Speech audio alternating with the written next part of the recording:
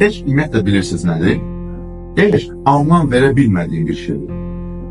Yəni, mənə bir məqsəd olmuyor. Məsələn, mən həmişə belə deyirəm. Deyək ki, evdə bir neçə fincan var, amma sən bu fincana çay içməyə xoşlayırsan. Yəni, çay həmən çaydır, sadəcə bu fincanı içməyə xoşlayırsan. Desəm ki, bunu mən icazə verməyiniz. Bir ağıllı bir fikir deyə bilməyəcəksən. Niyə mən bu fincanda xoşlayıram? Deyəcək ki, nə bildim, sevirəm də, icazə verə bilməyəcəksən. Səni o fincana bağlayan o eşqdir. Fikrim çatdı mı? Eşq vaxt budur. Bir anaya heç kim gəlib öyrətmir kolay olan eşqi. Körpə uşaq, məsələn, mən 1 yaşında qızım var. Ölür məndən ötür. Şuurluq edir bunu? Yox. İzahını soruşa bilərəm bundan? Yox. Böyüsən izahını soruşanmaz.